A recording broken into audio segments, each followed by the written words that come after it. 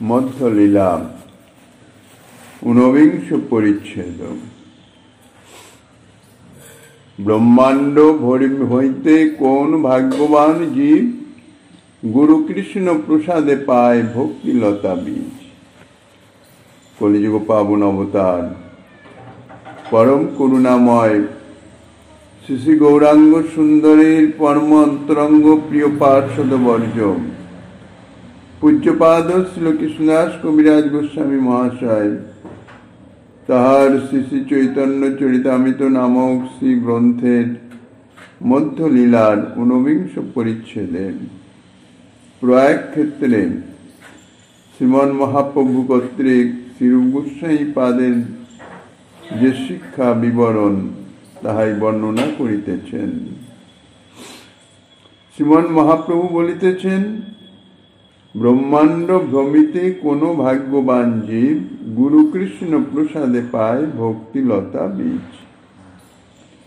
ব্রহ্মাণ্ডের নানা জনিতে ভ্রমণ করতে করতে 84 লক্ষ জনিতে বিভিন্ন দেহ ধারণ করতে করতে কোন ভাগ্যবান জীব ভাগ্যবান কি করে হচ্ছে? মহৎ কৃপা প্রাপ্ত দেব। মহৎ কৃপায় কৃষ্ণ ভক্তিতে যার শ্রদ্ধাদি জন্মিবার উপক্রম হয়েছে তাদৃশ জীবই হইতেছে ভাগ্যবান জীব। তো সেই ভাগ্যবান জীব কি পাচ্ছেন? ভক্তিলতা বীজ পাচ্ছেন। ভক্তিলতা বীজটি কি? মহৎ কৃপাশ্রিতা ভজন আকাঙ্ক্ষা। ইহাই হচ্ছে সেই ভক্তিলতা বীজ। গুরু কৃষ্ণ গুরু কৃপায় বা কৃষ্ণ কৃপায় অর্থাৎ মহৎ কৃপায় তিনি মহৎ কৃপার আশ্রিত হয়ে যে ভজন ভগবত ভজনের যে আকাঙ্ক্ষা, যে লালসা, যে অদম্য ইচ্ছা, সেটাই হচ্ছে ভক্তিলতা বীজ। সেটা প্রাপ্ত হন মহৎ কৃপাতে। এ সম্বন্ধে ইতিপূর্বে আমরা আস্বাদন করেছি। মহৎ কৃপার সাধুসঙ্গের মাধ্যমে তার ভজনের ইচ্ছা যখন জাগে, প্রাথমিকভাবে সাধারণভাবে যে কৃষ্ণ সেবার ইচ্ছা জাগে, প্রাকৃত মন বুদ্ধি চিত্তে, ভোগাকাঙ্ক্ষা যুক্ত মন বুদ্ধি চিত্তে সাধুসঙ্গের প্রভাবেই মহৎ কৃপায় ভজনের যে ইচ্ছা জাগলো সেটি হচ্ছে সাধারণ। সেই কৃষ্ণ সেবার ইচ্ছাটি, সেটি যদি ভজনে সে রত থাকে এবং যদি অপরাধ শূন্য হিসাবে ভজন করতে পারে, তাহলে সেটি ধীরে ধীরে পরিণতি লাভ করে, অর্থাৎ এই যে ভক্তিলতা বীজ সে প্রাপ্ত হলো, অর্থাৎ ভজন আকাঙ্ক্ষা সে প্রাপ্ত হলো, সেটি যথাযথ জল সেচ ইত্যাদির মাধ্যমে ধীরে ধীরে অঙ্কুরিত হয়ে বর্ধিত হয়ে ফুলে ফলে পরিশোভিত হতে পারে। অর্থাৎ ভজন করতে করতে চিত্তের কামনা বাসনা দূরীভূত হয়ে গেলে, অনর্থ নিবৃত্তি হয়ে গেলে ভজনের উৎকণ্ঠা আরো বর্ধিত হতে থাকে। ক্রমশ নিষ্ঠা রুচি আসক্তি স্তর অতিক্রম করার পরে তারপরে সেই ভক্তিলতা বীজের ভক্তিলতার অর্থাৎ সেই ফুল স্বরূপ রতি স্তরে সে পৌঁছে যায়। তারপরে সেই ভক্তিলতার যে ফল, প্রেম ও ফল, সেই প্রেম ও ফল তাহাতে প্রকাশিত হয়। এইভাবে ক্রম অনুসারে সে প্রাপ্ত হতে পারে।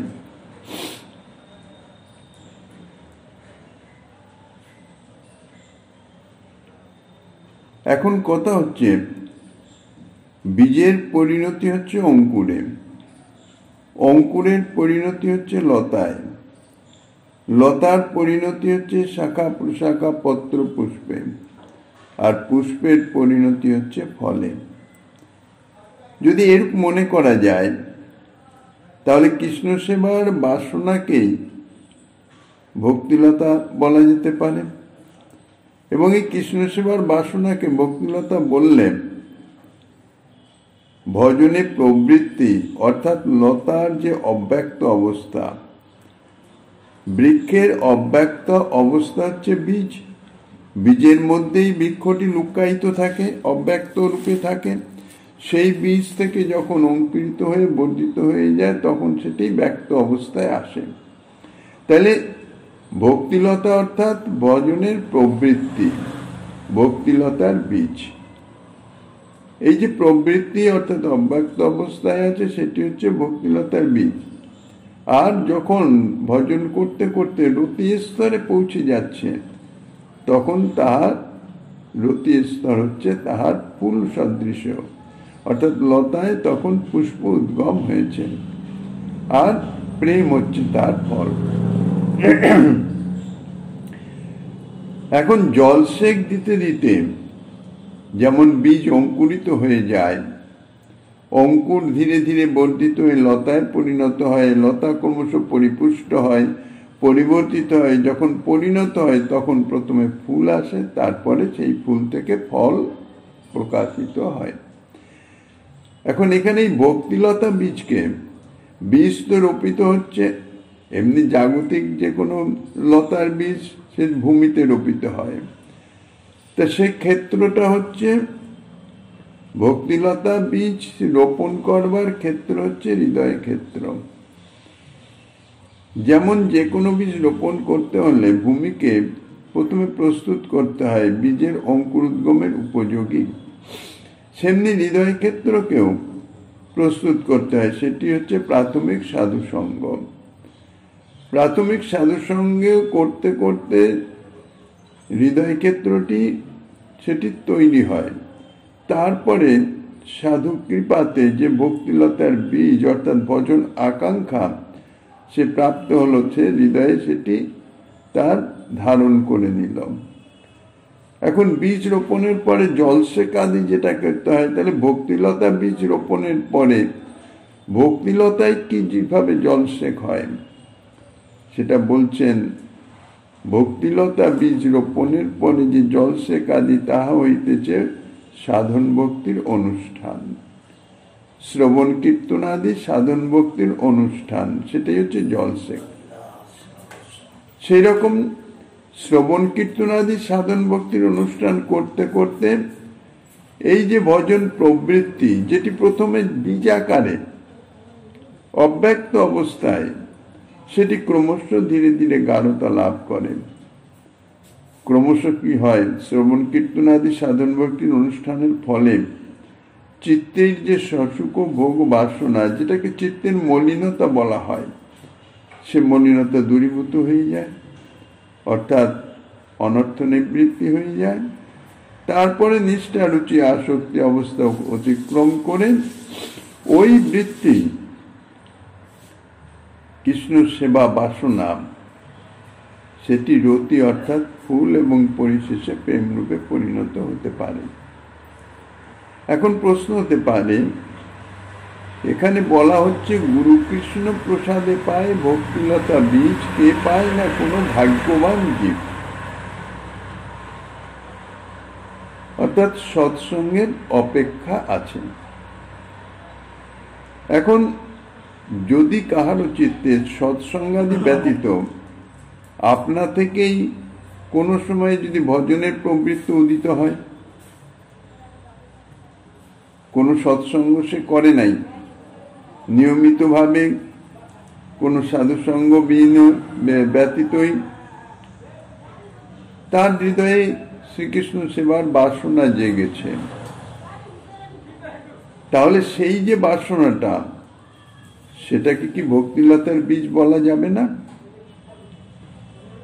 সেক্ষেত্রে বলা যায় এই যে আপনা আপনি উদ্ভূত যে ভজন প্রবৃত্তি, ভজন করবার যে ইচ্ছা, যদি সেটি কোনো মহৎ কৃপার আশ্রয় লাভ না করতে পারে তবে তাকে ভক্তিলতার বীজ বলাটি সঙ্গত হয় না।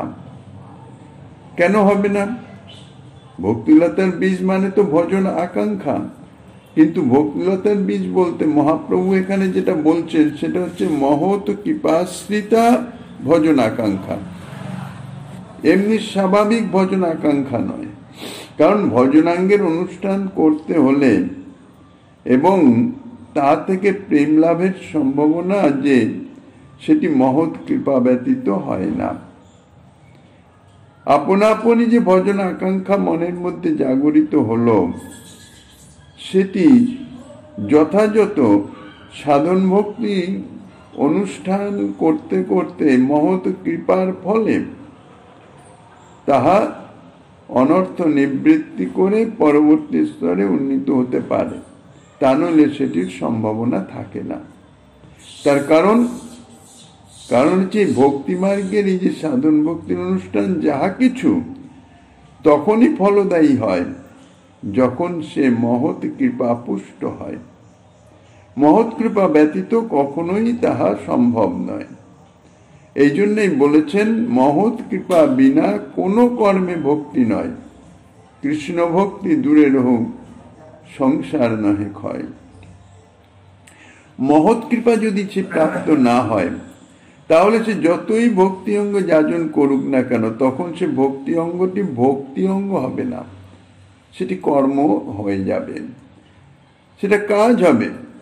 তাই মহৎ কৃপার আশ্রিত না হয়ে, মহৎ কৃপা পুষ্ট না হয়ে যে কোনো কর্মই করুক না কেন, তাতে তার সংসার বাসনা দূরীভূত হবে না। সংসার বাসনা অর্থাৎ ভোগ বাসনা, শশুক ভোগ বাসনা যতক্ষণ পর্যন্ত দূরীভূত না হচ্ছে ততক্ষণ পর্যন্ত ভক্তি দেবীর আবির্ভাব হয় না, ভক্তি মহারানীর কৃপা প্রাপ্ত হতে পারে না। তাই বলছেন, কৃষ্ণ ভক্তি তো দূরের কথা, পরের কথা, সংসার ক্ষয় হয় না, অর্থাৎ সংসার বাসনা নিবৃত্তি হয় না, নিজ যে সুখ ভোগ বাসনা সেটি নিবৃত্তি হয় না। একটা দৃষ্টান্ত দ্বারা সেটি আমরা বুঝবার চেষ্টা করতে পারি। একটা ধান থেকে ধানের গাছ হয়, গাছ হয়ে আবার সেই গাছে ধানই হয়। ধানের মধ্যে যে শস্য অর্থাৎ চাল আছে, তার মধ্যেই অঙ্কুরের অর্থাৎ গাছের অঙ্কুর, গাছের এবং তার ফলরূপ যে ধান, তার উপাদান বিদ্যমান থাকে। কিন্তু তাই বলে আবরণ শূন্য অর্থাৎ ধানের উপর যেটা আবরণ থাকে, সেই তুষহীন তন্ডুল অর্থাৎ চাউল থেকে কখনো অঙ্কুর জন্মায় না। একটা ধানের বদলে একটা চালকে যদি রোপণ করা হয়, বাস্তবত যে বস্তুটি থাকে, যে উপাদানটি থাকে, সেটা তো চালের মধ্যেই থাকে। ধানের মধ্যে যদি চালবিহীন শুধু ধান অর্থাৎ যেটাকে তুষ বলে, আবরণ শুধু, সেটিকে রোপণ করলে তার থেকে তো অঙ্কুর হয় না। ভিতরে চাউল থাকা চাই,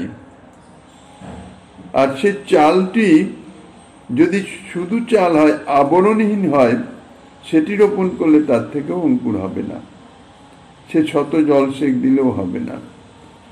তন্ডুলের আবরণ যে তুষ, সেটাই শীতোষ্ণাদি থেকে এই তন্ডুলকে অর্থাৎ চাউলকে রক্ষা করে, এবং চাউলের যে উৎপাদিকা শক্তি, সেই শক্তিকে রক্ষা করে ওই আবরণ তুষ। শুধু তাই নয়, ওই আবরণ তন্ডুলকে উৎপাদিকা শক্তিও মনে হয় দান করে থাকে। নচেত শীতোষ্ণাদি থেকে রক্ষার নিমিত্ত তন্ডুলের অন্য আবরণ দিলে তা থেকে তো অঙ্কুরোদ্গম হয় না। একমাত্র ওই যে তুষের যে আবরণ, ওই আবরণ দিলেই হয়। তা নাহলে শীতোষ্ণাদি থেকে রক্ষা করবার জন্য চালে অন্য একটা আবরণ দিয়ে দিলাম, দিয়ে যদি রোপণ করি, তা তো হবে না। অঙ্কুরাদির উপাদান শস্যের মধ্যে অবস্থিত থাকা সত্ত্বেও যেমন ওই উপরের আবরণের আশ্রয় ব্যতীত তা থেকে অঙ্কুরোদ্গম হতে পারে না, সেই রকম ভজনের যে প্রবৃত্তি, কৃষ্ণ সেবার বাসনা, যেটি হৃদয়ে জাগরিত হচ্ছে স্বাভাবিকভাবে, সেটা হচ্ছে ওই তন্ডুলের মতন, চালের মতন।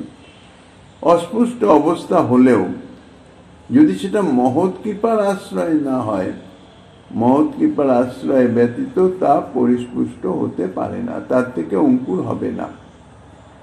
এবং নিষ্ঠা, রুচি, আসক্তি স্তর অতিক্রম করে যে শুদ্ধ সত্যের আবির্ভাব, শুদ্ধ সত্যের সঙ্গে তাদাত্ম্য প্রাপ্তির যে যোগ্যতা, সেটি লাভ করতে পারবে না। মহৎ কৃপার আশ্রয়হীনা শত সমুদ্ভূত যে ভজন প্রবৃত্তি, তাতে এত শক্তি থাকতে পারে না। তার মধ্যে সে শক্তি নাই। শশুক ভোগবাসনার যে প্রলোভন এই মাইক জগতে চতুর্দিকে নানাভাবে বিরাজমান, তাকে যে আকর্ষণ করছে নিরন্তর, সেই আকর্ষণ, সেই প্রলোভনকে জয় করে ভজন প্রবৃত্তিকে বর্ধিত করা, এটি সম্ভব হবে না যদি না কোনো সাহায্য পাওয়া যায়, অর্থাৎ মহৎ কৃপারূপ শক্তি পাওয়া না যায়। কেননা সাধারণভাবে যে ভজন প্রবৃত্তি, তাতে সে শক্তি থাকে না। যেমন চাউলের উপর যে তুষের আবরণের মধ্যেই চাউলের যেমন অঙ্কুরোদ্গমের ক্ষমতাও থাকে, সেই সঙ্গে চাউলের আবরণ দ্বারা শীতোষ্ণ ইত্যাদি সেগুলো রক্ষা করবারও ক্ষমতা থাকে, দুটোই থাকে। তেমনি মহৎ কৃপাতে যেমন ভজন প্রবৃত্তির শক্তি থাকে, সেই সঙ্গে সঙ্গে ভগবানের যে মায়া শক্তি, অর্থাৎ জড়জাগতিক যে প্রলোভন নিরন্তর তাকে ভোগের দিকে আকর্ষণ করিতেছে, সেই মায়া শক্তির সঙ্গে প্রতিযোগিতা করে সফলতা লাভ করবারও একটা শক্তি সেই মহৎ কৃপার মধ্যে বিদ্যমান থাকে। মায়ার ইঙ্গিতে সমুদ্ভূত যে ভোগ বাসনা, সেটাকে একমাত্র মহৎ কৃপা শক্তির সাহায্যে সেটাকে পরাজিত করা সম্ভব। তা নইলে নিজ স্বশক্তিতে, কারণ জীব শক্তি হচ্ছে অনুচিত, অত্যন্ত ক্ষুদ্রাতি ক্ষুদ্র অনুপরিমাণ। মায়া শক্তি শ্রী ভগবানের বহিরঙ্গা শক্তি মায়া, তার শক্তি অনেক বেশি। তার সঙ্গে যুদ্ধ করা, অর্থাৎ লড়াই করা, মায়া শক্তিকে দূরে পরিহার করে, অর্থাৎ পরাজিত করে নিজের ভবজন প্রবৃত্তিকে, নিজ ভোগ সুখ বাসনাকে তিরোহিত করে ভজন প্রবৃত্তিকে অগ্রসর করে নিয়ে যাওয়ার সামর্থ্য স্বাভাবিকভাবে থাকে না, সেটাতে হয় না কখনো। জীব শক্তির তার দৃশ্য সামর্থ্য নাই। এই জন্যে প্রয়োজন মহৎ কৃপা। কেননা যদি তার ভজন আকাঙ্ক্ষার পিছনে যদি পরম শক্তিশালী মহৎ কৃপা থাকে, যে মহৎ কৃপা অনন্ত কোটি ঐশ্বর্যের অধিপতি স্বয়ং ভগবানকে পর্যন্ত বশীভূত করে দিতে সমর্থা, তো যেখানে স্বয়ং ভগবান মায়াপতিকে পর্যন্ত বশীভূত করতে পারে যে মহৎ কৃপা, সেই মহৎ কৃপা তার বহিরঙ্গা শক্তি মায়াকে যে পরাজিত করে দেবে, এতে বিষয়ে কোনো আশ্চর্যের কথা নয়। সেই কৃপা যদি ভজন প্রবৃত্তির সঙ্গে অবস্থান করে, অর্থাৎ পশ্চাতে অবস্থান করে, তাহাকে যদি সাহায্য করে, তাহলে বহিরঙ্গা মায়া শক্তি কখনো সেই ভজন প্রবৃত্তিকে রোধ করতে পারবে না। অর্থাৎ ভজন প্রবৃত্তির নিরন্তর ভজন বাড়তে বাড়তে যে তার যে শশুক ভোগ বাসনা ইত্যাদি সমস্ত দূরীভূত করে অগ্রসর হয়ে যাওয়া, এই যে তার অগ্রগমন, ভজনের যে উৎকর্ষতা লাভ, তাহাকে রোধ করতে পারবে না। সেটি রোধ করে কে?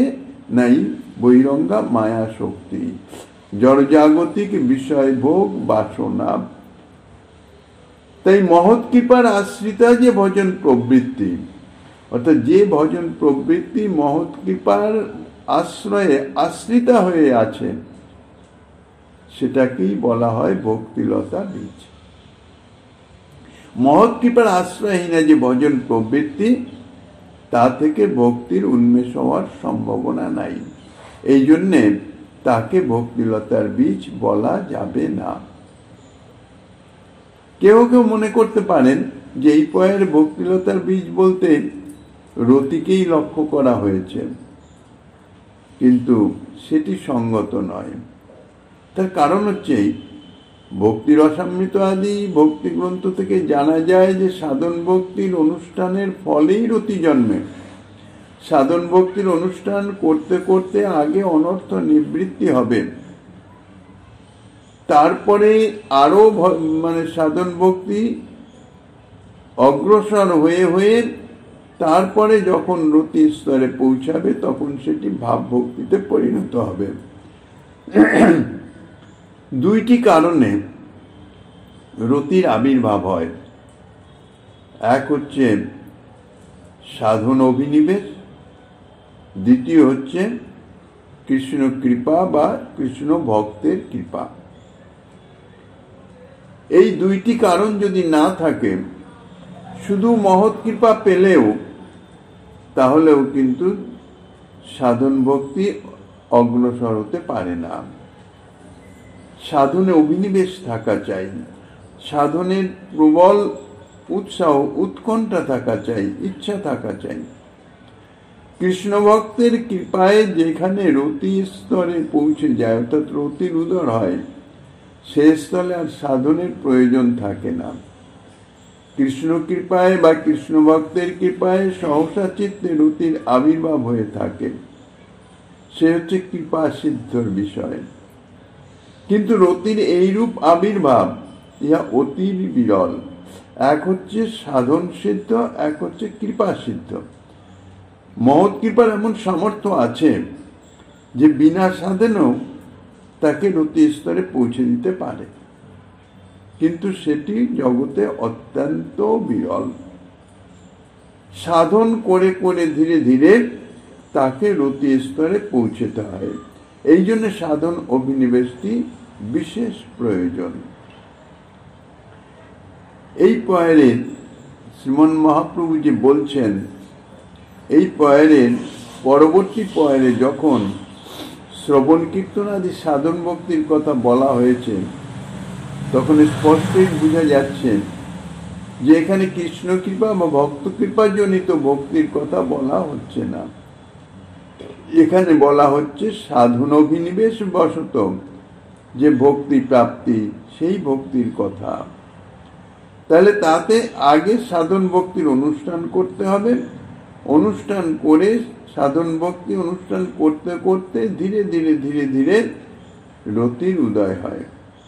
কিন্তু শ্রীপাদ কবিরাজ গোস্বামী যখন আগে ভক্তিলতার বীজ প্রাপ্তি, তারপরে ওই ভক্তিলতার বীজ সম্বন্ধে সাধন ভক্তি অনুষ্ঠান রূপ জলসেকের কথা বলছেন, তখন স্পষ্টই বোঝা যাচ্ছে যে ভক্তিলতার বীজ বলতে তিনি রতিকে লক্ষ্য করেন নাই। রতি যে ভক্তিলতার পুষ্পস্থানীয় তাহা আগেই বলা হয়েছে। আবার শ্রীমন মহাপ্রভু বলেছেন পরবর্তীকালে কৃষ্ণ ভক্তি জন্মমূল হয় সাধু সঙ্গ, অর্থাৎ কৃষ্ণ ভক্তি জন্মানোর জাত হওয়ার মূল হচ্ছে সাধু সঙ্গ। তাহলে সাধু সঙ্গকে ভক্তিলতার বীজ বলা যায় কিনা? বীজ হলো লতার উপাদান কারণ। সাধু সঙ্গ ভক্তির কারণ বটে, কিন্তু উপাদান কারণ তো হতে পারে না। সাধু সঙ্গই কখনো ভক্তিরূপে পরিণত হতে পারে না, যেহেতু সাধু সঙ্গ হচ্ছে একটা ক্রিয়া বিশেষ। ইহা ভক্তির নিমিত্ত কারণ হতে পারে। সাধু সঙ্গ কারণ, তার থেকে ভক্তিরূপ কার্য প্রকাশিত হতে পারে, কিন্তু সাধু সঙ্গের প্রভাবে ভক্তির উন্মেষ হতে পারে। কিন্তু সাধু সঙ্গই ভক্তি একমাত্র, সেটি হতে পারে না। সাধু সঙ্গ আবার সাধন ভক্তিরও অন্তর্ভুক্ত। এই যে সাধন ভক্তি অনুষ্ঠান করতে হবে তার অন্তর্ভুক্ত সাধু সঙ্গ, তার একটা অঙ্গ হচ্ছে সাধু সঙ্গ। এই হিসাবেও ইহা ভক্তির বীজ হতে পারে না। ভক্তিলতার পুষ্টি সাধক নিমিত্ত কারণ হতে পারে। ভক্তিলতার যে পুষ্টি লাভ সেটি সাধু সঙ্গের মাধ্যমে হতে পারে। ভক্তিলতার পুষ্টির কারণ হতে পারে সাধু সঙ্গ। সাধু সঙ্গ থেকে সাধুর কৃপা, মহৎ কৃপা, ইহাই লাভ হয়। আর মহৎ কৃপা থেকে কি হবে? ভগবত ভজনে প্রবৃত্তি জন্মায়। মহৎ কৃপায় ভজন প্রবৃত্তির রক্ষণ, পুষ্টি এবং বৃদ্ধি সাধন করে থাকে। ভক্তিলতা অর্থাৎ শ্রীকৃষ্ণ সেবা আকাঙ্ক্ষা তত্ত্বত যদি বিচার করা যায়, ইহা অপ্রাকৃত বস্তু। ভজন আকাঙ্ক্ষা অপ্রাকৃত এবং এটি জীবের স্বরূপগত ধর্ম। কেননা স্বরূপত জীব স্বরূপ হচ্ছে নিত্য কৃষ্ণ দাস, আর নিত্য কৃষ্ণ দাস যখন, দাসের স্বাভাবিক প্রবৃত্তি বা কর্ম হচ্ছে সেবা। যেহেতু কৃষ্ণের দাস, তাহলে কৃষ্ণের সেবা, ইহা তার স্বরূপগত ধর্ম অর্থাৎ নিত্য ধর্ম। কিন্তু তাহা অনাদি বহির্মুখতা দোষে দুষ্ট হয়ে তাহা এক পরিপূর্ণরূপে আচ্ছাদিত হয়ে থাকে, তাহার উন্মেষ হয় না, প্রকাশ হয় না। এই যে প্রকাশটা অর্থাৎ ভজন আকাঙ্ক্ষা, ভজন প্রবৃত্তি, সেটি কোথায় লুপ্ত হয়ে আছে তার কোনো খোঁজ সে পায় না। এই জন্য ভজনের প্রবৃত্তি নাই, প্রবৃত্তি জাগে না। এই যে সেটি উন্মেষ করা, জাগানো, এই কাজটাই হচ্ছে মহৎ কৃপা। আর সেটি হয় সাধু সঙ্গের মাধ্যমে। সাধু সঙ্গের মাধ্যমে প্রথমে সেই ভজন আকাঙ্ক্ষা তার হৃদয়ে জাগরিত হয়। সেটা পূর্বে থেকেই আছে, কেননা নিত্য স্বরূপ, নিত্য সিদ্ধ ভজন নিত্য, সেটি পূর্ব থেকেই জীবের হৃদয়ে আছে। কিন্তু অনাদি বহির্মুখতার জন্য তাহা কোথায় লুপ্ত হয়ে আছে। যেমন জীব স্বরূপের কোনো অনুভব নাই, ঠিক তাদৃশ ভজন আকাঙ্ক্ষারও কোনো অনুভব জীবের নাই। সেই জন্যই মহৎ কৃপার অপেক্ষা অর্থাৎ সাধু সঙ্গের অপেক্ষা।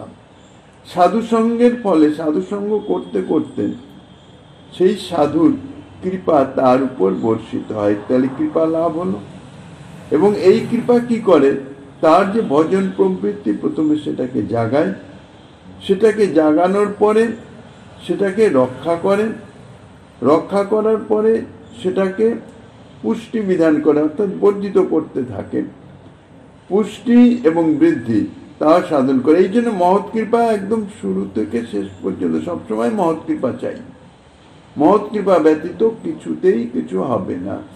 এই জন্যেই বলা হয়েছে মহৎ কৃপাশ্রিতা যে ভজন প্রবৃত্তি, তাই হচ্ছে ভক্তিলতার বীজ। কাহার পক্ষে ভক্তিযোগ সিদ্ধিপ্রদ, শ্রীমদ্ ভাগবতের একটি শ্লোকে সেটা বলেছেন, যদিচ্ছয়া মত কথাদৌ, অর্থাৎ আমার কথাতে যদি তার শ্রদ্ধা জন্মে।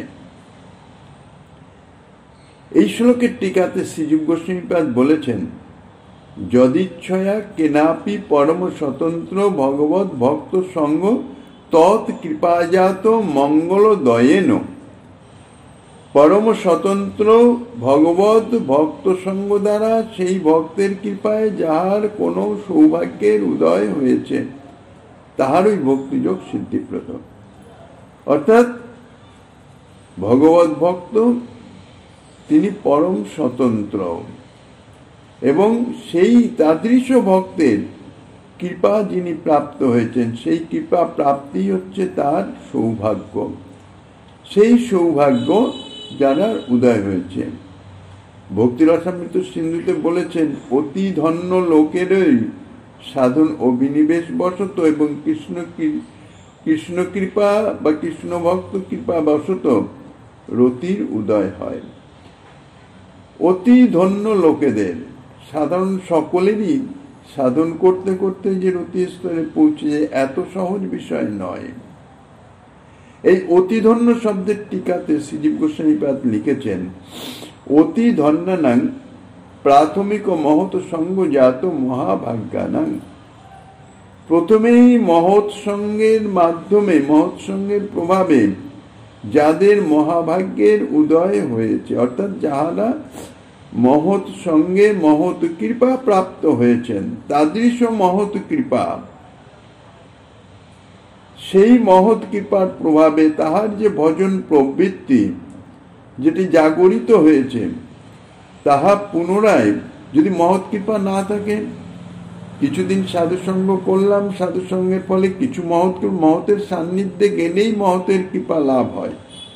মহৎ কৃপা পেলাম, ভজন প্রবৃত্তি হলো, ইচ্ছা জেগেছে, তারপরে সাধুসঙ্গ বন্ধ করে দিলাম, প্রয়োজন নাই, আমার তো ইচ্ছা হয়েছে ভজন করবার, স্বতন্ত্রভাবে আমি ভজন করতে থাকি, তাহলে কিন্তু তাহা থাকবে না। কেননা মহৎ সঙ্গে মহৎ কৃপার যে আবরণ, সেই আবরণহীন হয়ে যাবে। তার যে সাধন অভিনিবেশ, সাধনের যে ইচ্ছা, যে আকাঙ্ক্ষা, সেটি ওই ইতিপূর্বে বলা হয়েছে জড়জাগতিক যে ভোগ সুখের প্রলোভন, মায়া শক্তিকৃত, তাকে অতিক্রম করবার সামর্থ্য পাবে না, শক্তি পাবে না। এই জন্যে প্রথমেই মহৎ সঙ্গজাত মহাভাগ্যের উদয় যাদের হয়েছে, তার সঙ্গে সাধন অভিনিবেশ আদি বশত তাহাদের ওই চিত্তে ধীরে ধীরে ধীরে ধীরে কৃষ্ণ কৃপায়, কৃষ্ণ ভক্তের কৃপায়, অর্থাৎ সেই মহৎ কৃপার সাহচর্যে রতির উদয় হয়, রতি স্তরে পৌঁছতে পারে। তাহলে এখানে যে বলা হয়েছে প্রথমেই, অর্থাৎ ভজনারম্ভের পূর্বেই মহৎ কৃপার অপরিহার্য, ভজন আরম্ভের পূর্বে থেকেই মহৎ কৃপার অপেক্ষা আছে। এই মহৎ কৃপা কৃষ্ণ ভক্তির নিমিত্ত কারণ। দু রকমের কারণ হয়, কোনো কার্যের দুটি কারণ হয়, একটি নিমিত্ত কারণ, একটি উপাদান কারণ। তো এই যে মহৎ কৃপা, ইহা কৃষ্ণ ভক্তির নিমিত্ত কারণ। সাধু সঙ্গে মহৎ কৃপার ফলেই কৃষ্ণ ভক্তিতে শ্রদ্ধা জন্মে। সাধু সঙ্গের মাধ্যমেই যে মহৎ কৃপা লাভ হয়, তার ফলেই কৃষ্ণ ভক্তিতে শ্রদ্ধা জন্মে। এটা শ্রীমদ্ ভাগবতে বলেছেন, শতাং প্রসঙ্গান মম বীর্য সংবিদ হৃৎকর্ণ রসায়ন কথা, এই শ্লোকের মধ্যে। চৈতন্য চরিতামৃতেও বলেছেন কবিরাজ গোস্বামী পাদ, সাধু সঙ্গে কৃষ্ণ ভক্তের শ্রদ্ধা যদি হয়।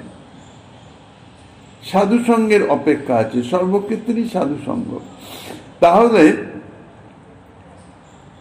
সেই সাধু সঙ্গ থেকেই, তা থেকেই ভজনে প্রবৃত্তি জন্মাবে এবং মহৎ কৃপা লাভ হয়ে মহৎ কৃপার শক্তিতেই সাধন ভক্তির অনুষ্ঠান অগ্রসর হতে থাকবে, অর্থাৎ সাধন অভিনিবেশ তার বৃদ্ধি পেতে থাকবে। তার ফলে সাধন ভক্তির অনুষ্ঠানের সঙ্গে সঙ্গে ওই ভজন প্রবৃত্তি, যে ভজন প্রবৃত্তি মহৎ কৃপাশ্রিত ভজন প্রবৃত্তি, যাকে ভক্তিলতার বীজ বলা হয়েছে, তাহা ক্রমশ পরিপুষ্ট হয়ে, পরিবর্তিত হয়ে, অঙ্কুরিত হয়ে যাবে। অঙ্কুরিত হয়ে ধীরে ধীরে বর্ধিত হতে থাকবে। যতক্ষণ অঙ্কুরিত না হচ্ছে ততক্ষণ তো তাহা তো বীজ সাধারণত ভূমির ভিতরেই অবস্থিত থাকে, বাইরে থেকে তো দেখা যায় না। যখন সেটি অঙ্কুরিত হয় তখন তাহা বাইরে প্রকাশিত হয়। তা সেটি পরিপুষ্ট হয়ে অঙ্কুরিত হওয়ার পরে ধীরে ধীরে বর্ধিত হতে থাকে। অঙ্কুর হলেই আর তাতে ফুল ফল আসে না। সম্যকরূপে পরিপুষ্টি লাভ করলে তারপরে তাতে প্রথমে ফুল, তারপরে ফল ধরে। ঠিক সেই রকম এই ভজন প্রবৃত্তিটিও ক্রমশ পরিপুষ্ট হতে হতে ধীরে ধীরে অনর্থ নিবৃত্তি স্তর অতিক্রম হয়ে গেলে তখন সে মোটামুটি পুষ্ট হয়ে যায়। তারপরে নিষ্ঠা, রুচি, আসক্তি স্তর অতিক্রম করা মানে তাতে এবার ফুল ধরবার সময় এসেছে। এই স্তর অতিক্রম করে পরিণত হয় এবং পরে শুদ্ধ সত্যের সঙ্গে তাদাত্ম্য প্রাপ্ত হয়ে কৃষ্ণ সুকৈক তাৎপর্যময়ী সেবা বাসনা রূপে পরিণত হয়ে যায়। অর্থাৎ প্রথমে যে কৃষ্ণ সেবা বাসনা জাগরিত হয়েছে সেটা কিন্তু মার্জিত হতে থাকছে। প্রথম যে মহৎ কৃপার ফলে সে কৃষ্ণ সেবা বাসনা অর্থাৎ ভজন প্রবৃত্তি, যেটিকে বলা হচ্ছে ভক্তিলতার বীজ, সে লাভ করেছে, সেটি ধীরে ধীরে মার্জিত হতে হতে তখন কিন্তু সেটি সসুখ ভোগ বাসনার সঙ্গে মিশ্রিত থাকে, যেটাকে অনর্থ বলা হয়েছে। অর্থাৎ সে ভজন ক্রিয়া অর্থাৎ সাধন অভিনিবেশ এবং মহৎ কৃপা উভয়ের মিশ্রিত হয়ে তার যে ভজন ক্রিয়া চলছে, যেটাকে সাধন ভক্তির অনুষ্ঠান বলা হচ্ছে, সেই সাধন ভক্তির অনুষ্ঠান করতে করতে তখন কিন্তু তার সসুখ ও ভোগ বাসনা সেটি বিদ্যমান থাকে। সেই তখন যে তার সেবা বাসনা সেটি সম্যক রূপে কৃষ্ণ সুখৈক্য তাৎপর্যময়ী হয় না। কৃষ্ণ সুখৈক্য তাৎপর্যময়ী সেবা বাসনার নিমিত্ত সসুখ ভোগ বাসনার সম্পূর্ণরূপে নিবৃত্তি চাই, অর্থাৎ অনর্থের সম্যক নিবৃত্তি। এই জন্যে ভজনের ক্রমতে, ভক্তির ক্রমতে সাধুসঙ্গ গুরুপাদাশ্রয়ের পরে বলা হয়েছে ভজন ক্রিয়া, অর্থাৎ সাধন ভক্তির অনুষ্ঠান। এই যে সাধন ভক্তির অনুষ্ঠান ভজন ক্রিয়া, এই ভজন ক্রিয়াকে দুই ভাগে ভাগ করেছেন। প্রথমে বলা হয়েছে অনিষ্ঠিতা ভজন ক্রিয়া। অনিষ্ঠিতা ভজন ক্রিয়া অর্থাৎ সেখানে কৃষ্ণ সুখ তাৎপর্যময়ী সেবা বাসনার সম্মুখ রূপে নাই, সের সঙ্গে সসুখ ভোগ বাসনা মিশ্রিত আছে। সেই জন্য তৎকালীন যে ভজন ক্রিয়া সেটি অনিষ্ঠিতা, সেটি শুদ্ধ নয়, কেননা সেটি অনর্থ নিবৃত্তি হয় নাই, তখনও সেই সসুখ ভোগ বাসনার উপর অনর্থ বিদ্যমান আছে। তো এই অনিষ্ঠিতা ভজন ক্রিয়া অর্থাৎ ভজন ক্রিয়াটি চলতে থাকবে, মহৎ কৃপা আশ্রিত এবং নিজের ভজন ইচ্ছা যেটা সাধন অভিনিবেশ, দুটি একসঙ্গে মিলিত হয়ে চলতে থাকবে ভজন ক্রিয়া। চলতে চলতে যখন ভজন মার্জিত হতে হতে যখন সসুখ ভোগ বাসনার সম্যক রূপে দূরীভূত হয়ে যাবে, তখন সে গুণাতীত হয়ে যাচ্ছে এবং তার হৃদয়ে তখন প্রাকৃত সত্যগুণ দূরীভূত হয়ে গিয়ে অপ্রাকৃত শুদ্ধ সত্যের আবির্ভাব হবে এবং শুদ্ধ সত্যের আবির্ভাব হয়ে ভজন ক্রিয়া কিন্তু চলতে থাকবে একইভাবে, শুধু তার অন্তর্নিহিত যে ভাব তার পরিবর্তন হতে থাকবে। সেই যে ভজন ক্রিয়া তখন নিষ্ঠিতা ভজন ক্রিয়ায় পরিণত হবে, অর্থাৎ অনর্থ নিবৃত্তি হয়ে সেই সাধক নিষ্ঠা স্তরে পৌঁছে যাবে, শুদ্ধ সত্যের আবির্ভাব হবে চিত্তে। তখন তার যে সেবা বাসনা সেটি কৃষ্ণ সুখৈক্য তাৎপর্যময়ী সেবা বাসনা রূপে পরিণত হবে। তারপরে ভজন ক্রিয়া চলতে থাকলে নিষ্ঠা রুচি আসক্তির স্তর অতিক্রম করে তারপরে তাতে ফুল অর্থাৎ রতি স্তরে সে পৌঁছে যাবে। ভজন আরম্ভে প্রথমেই বা পূর্বেই এইরূপ মহৎ কৃপার প্রতি লক্ষ্য রেখেই বলা হয়েছে গুরু কৃষ্ণ প্রসাদে পায় ভক্তিলতা বীজ। অর্থাৎ শুরুতে যেমন মহৎ কৃপা, শুধু মহৎ কৃপায় ভজন প্রবৃত্তি জাগরিত হলো ব্যাস, আর মহৎ কৃপার দরকার নাই তা নয়, কিন্তু মহৎ কৃপা শুরু থেকে একেবারে শেষ পর্যন্ত। কেননা এই যে ভজন শ্রীকৃষ্ণ সেবা, ইহা আনুগত্যের ভজন। আনুগত্যটি প্রথম থেকে শুরু করে একদম নিত্য পার্শ্বদেহেও সেই যে সেবা কৃষ্ণ সেবা তা আনুগত্যের সহিত হবে, কাজে এটি সবসময়ই থাকবে। এই জন্যই বলা হয়েছে গুরু কৃষ্ণ প্রসাদে পায় ভক্তিলতার বীজ, অর্থাৎ গুরু কৃষ্ণ প্রসাদ প্রাপ্ত, প্রসাদ পুষ্ট, কৃপা পুষ্ট, কৃপা প্রাপ্ত যে ভক্তি অর্থাৎ কৃষ্ণ সেবা বাসনা, সেই হচ্ছে ভক্তিলতা, সেটাই হচ্ছে বীজ স্বরূপ, ভক্তিলতার বীজ। গুরু কৃপায় বা কৃষ্ণের কৃপায় অর্থাৎ কৃষ্ণই গুরু রূপে কৃপা করে তাকে এই ভক্তি অর্থাৎ শ্রীকৃষ্ণ সেবা বাসনা ভক্তিলতার বীজ প্রদান করেন। গুরু কৃষ্ণ প্রসাদ বলতে এখানে মহৎ কৃপাই লক্ষ্য করা হয়েছে। মহতের লক্ষণ গুরুর লক্ষণেরই অন্তর্ভুক্ত, কারণ গুরুদেব তো মহতই, সকলের নিকট তিনি মহৎ। তানার পাদাশ্রয় করা তো তানাকে গুরুরূপে বরণ করা এবং তিনি সাধককে শিষ্যরূপে বরণ করলেই তখন গুরু শিষ্য একটা সম্বন্ধ হচ্ছে, তা নইলে সার্বিকভাবে তিনিও তো মহতই। এই জন্য মহতের লক্ষণ গুরুর লক্ষণ একই।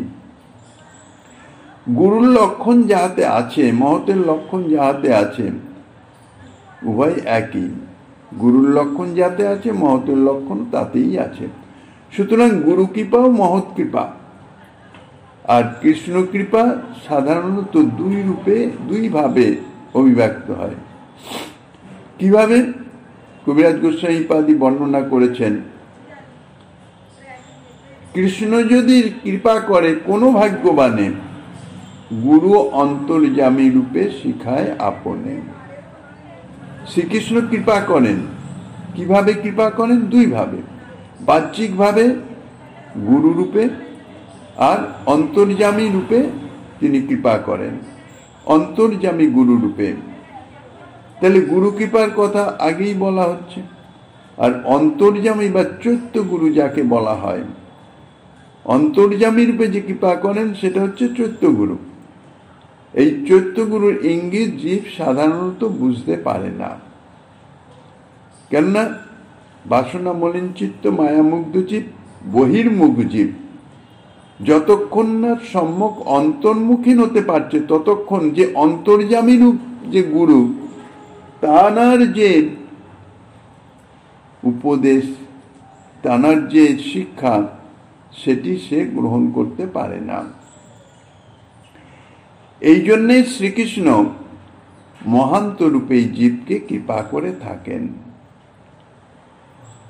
মহান্ত অর্থাৎ গুরু দু রকমের আছেন, এক মন্ত্রদাতা গুরু আর এক শিক্ষাদাতা গুরু, ভজন শিক্ষাদাতা গুরু। তা মহন্ত হচ্ছে শিক্ষাদাতা গুরু। জীবে সাক্ষাৎ নাহি তাতে গুরু চৈত্য রূপে, শিক্ষা গুরু হয় কৃষ্ণ মহান্ত স্বরূপে। চৈত্য গুরু অর্থাৎ অন্তর্যামী রূপে যে গুরু, শ্রীকৃষ্ণ অন্তর্যামী রূপে যে তানাকে শিক্ষা দিচ্ছেন জীবকে, সেটি জীব গ্রহণ করতে সক্ষম হচ্ছে না, কেননা তার স্বরূপ অনুভব নাই, শ্রীকৃষ্ণের অনুভব নাই, পরমাত্মার অনুভব নাই। সেই জন্য বলছেন জীবে সাক্ষাৎ নাই। এই জন্যে গুরুদেব যে চৈত্যরূপে যে শিক্ষা দেন সেটি সে গ্রহণ করতে সক্ষম হয় না। তাই শ্রীকৃষ্ণই মহান্ত স্বরূপে অর্থাৎ শিক্ষাগুরু রূপে তিনি জীবকে শিক্ষা দেন। সুতরাং গুরু কৃপা এবং কৃষ্ণ কৃপা মহৎ কৃপাতেই পর্যবসিত হচ্ছে। যে কোনো ভাবে যেদিক দিয়ে হোক, সমস্ত কিছুই মহৎ কৃপা।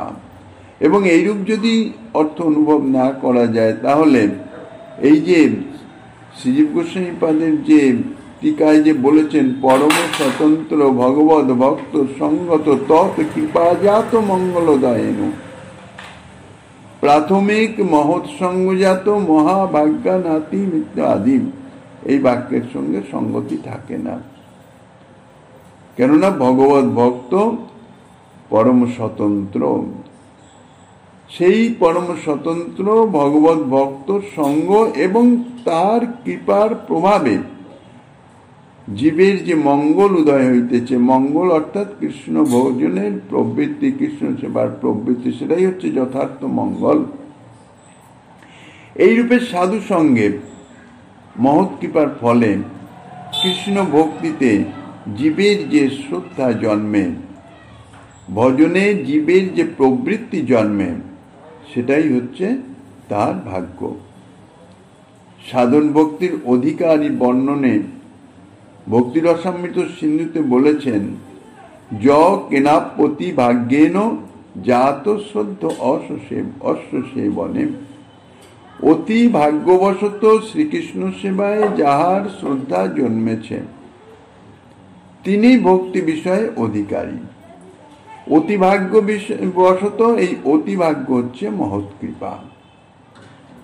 এই শ্লোকের টিকায় শ্রীজীব গোস্বামীপাদ লিখেছেন, অতি ভাগ্যেন মহৎ সংজ্ঞাদিজাত সংস্কার বিশেষণ, অর্থাৎ মহৎ সংজ্ঞাদিজাত সংস্কার বিশেষই এখানে এই অতিভাগ্য শব্দে লক্ষিত হয়েছে। সুতরাং সাধু সঙ্গ, সাধু কৃপার প্রভাবে যে জাত কৃষ্ণ ভক্তিতে যে শ্রদ্ধা এবং ভজনে যে প্রবৃত্তি, সেটাই হচ্ছে জীবের যথার্থ সৌভাগ্য।